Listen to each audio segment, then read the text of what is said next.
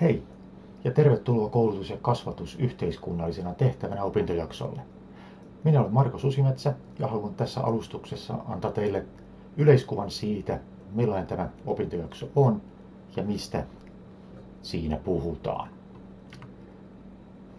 Eli opintojaksolla käsitellään Suomen koulutusjärjestelmän historiaa ja pohditaan, miten yhteiskunta ja koulutus kulkee käsi kädessä.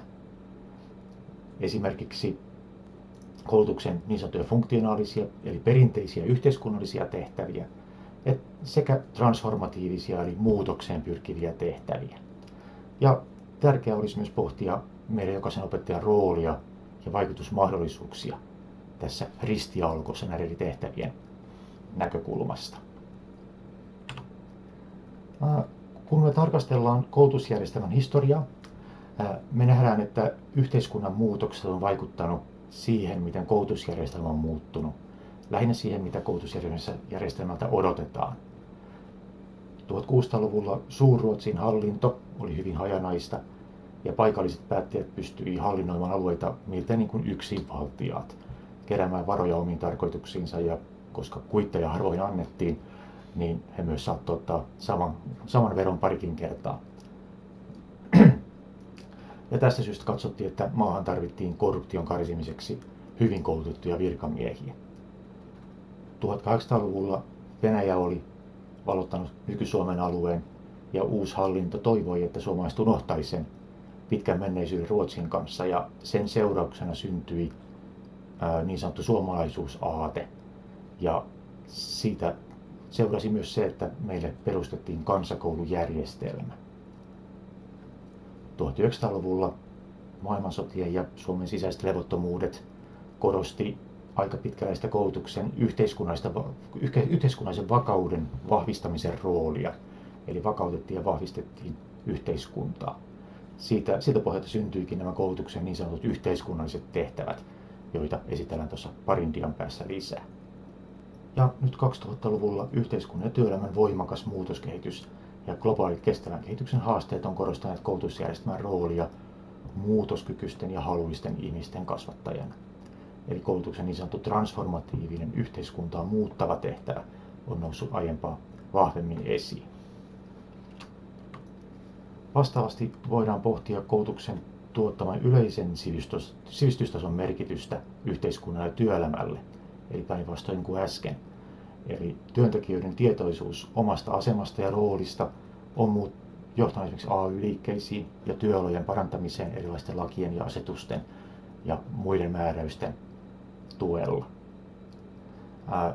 Työntekijöiden kasvanut osaaminen on parantanut tuottavuutta ja innovaatioiden kehitystä, ja sosiaalinen liikkuvuus on parantunut ja erot yhteiskuntaluokkien välillä kaventuneet, vaikka ne ei olekaan kokonaan poistuneet. Henkisten arvojen merkitys on korostunut. Ihmiset vaatii itselleen työelämän roolin lisäksi myös muuta sisältöä, ja työnantajaltakin vaaditaan enemmän kuin vain palkkaa. Esimerkiksi työhyvinvointihan on käsite, mitä kukaan ei tuonut esiin silloin teollistumisen alkuvuosina, mutta nykyään se on yksi keskeisistä käsitteistä, kun puhutaan työelämästä ja ihmisten hyvinvoinnista. Tiedon ja ymmärryksen lisääntyessä myös ajattelu globalisoituu ja aletaan sitten ymmärtämään oma rooli ja oman toiminnan merkitys laajemmissa globaaleissa kysymyksissä, esimerkiksi ihmisoikeuksissa. Ja noista näkökulmista, kun tarkastellaan koulutusta ja sen tehtäviä, niin päästään näihin koulutuksen perinteisiin eli yhteiskunnallisiin eli funktionaalisiin tehtäviin ja transformatiivisiin tehtäviin. Funktionaalisia tehtäviä on kvalifikointi, eli esimerkiksi ammatteihin valmistaminen ja tarvittavan asiantuntijuuden kehittäminen. Samoin ihmisiä valikoidaan heille sopivimpiin asemiin yhteiskunnassa erilaisten koulutuspolkujen muodossa. Ja integrointitehtävä viittaa olemassa olevan yhteiskunnan jatkuvuuden varmistamiseen, eli opetetaan tuleville sukupolville kulttuurin perinteisiä arvoja ja asenteita. Varastointitehtävä viittaa siihen, että työelämän ulkopuolelle jääneet sitoutetaan uudelleen koulutukseen ja ehkäistään siten se, että yksilö putoaa kokonaan yhteiskunnan ulkopuolelle. Ja siinä, missä nämä yhteiskunnalliset tehtävät tavoittelevat jatkuvuutta olemassa olevalle niin transformatiiviset tehtävät tavoittelee muutosta ja muutoskykyä. Esimerkiksi kulttuurisen pääoman kehittämistä, ei vain vanhan toistoa, yksilön identiteetin tukemista ja erilaisten mahdollisuuksien avaamista. Annetaan siis kaikkien valita itse oma identiteettinsä, eikä koeta pakottaa kasvavia nuoria vanhojen arvojen ja asenteiden mukaisiin lokeroihin. Samalla pyritään siihen, että yksilöt uskaltaa tarkastella ympäristöään kriittisesti ja ottaa vastaan erilaisia näkökulmia ja vertailla niitä. Ja tietenkin siihen, että tällaisen kriittisen tarkastelun pohjalta uskaltaudutaan sitten myös ottamaan osaa yhteiskunnan ja työelämän muuttamiseen, eli uskaltaa ottaa kantaa ja tuomaan oma kanta esiin. Jos vielä tarkastellaan koulutuspolitiikkaa kokonaisuutena ja opettajan asemaa siinä, niin voidaan tunnistaa erilaisia tasoja, joilla koulutuspoliittisia ratkaisuja tehdään. Näihin perehdytään vielä syvemmin kurssin materiaaleissa, mutta yleisesti voisi todeta, että kansainvälisellä tasolla nostaa esiin yleisiä tärkeitä teemoja, kuten yhdenvertaisuus, tasa-arvo, globaalit kysymykset, tai esimerkiksi EU-alueella tärkeäksi teemaksi nousi demokratiakasvatus, jonka tavoitteena suojella demokraattista yhteiskuntaa.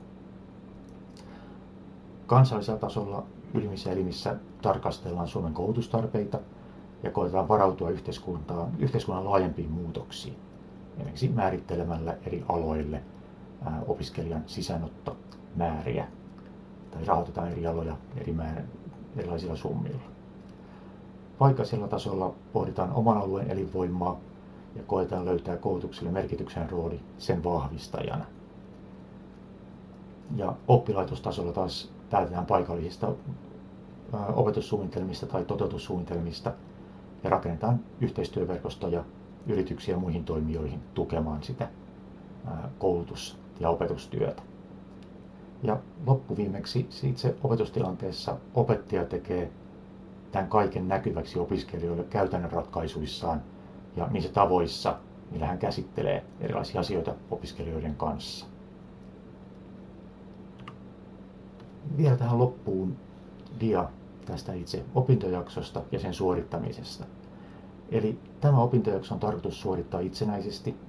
Kesän aikana ei ole saatavissa ohjausta tai muuta tukea sen lisäksi, mitä Moodlesta jo löytyy ja mitä voitte vertaisilta kysellä, eli opiskeluryhmältä. Eli toivotaan, että pidätte toisiinne yhteyttä ja autatte toisianne, jos vastaan tulee mitään kysymyksiä itse kullakin. Tehtävän 1 voitte tehdä yksilöllisenä tai halutessanne parina tai pieniä ryhminä. Lukekaa ne ohjeistukset, mitä Moodlesta löytyy, ja keskustelkaa siitä, mitä haluaisitte sen tehtävän suorittaa. Tehtävä 2 on sitten kokonaan yksilöllinen, ja voitte tehdä sen omaan tahtiinne opintojakson loppuun mennessä. Ja me opettajat palataan töihin elokuun alussa, ja arvioidaan se tehtävät omien aikataulujen ja muiden tämmöisten rajoitusten valossa toki. Mutta tässä vaiheessa kiitoksia ja intoa opintoihin.